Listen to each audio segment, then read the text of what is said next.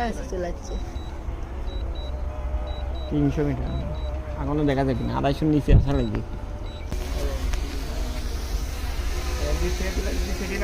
দুঃখিত ভাই, আমি ভিডিওটা করতে পারিনি। জিপ থেকে তুলে দিচ্ছি 1 ফিট দিবা। ভিডিও করে বাইরে থাক, যেটুকু হচ্ছে একটু একটু এদিকে হন ভাই।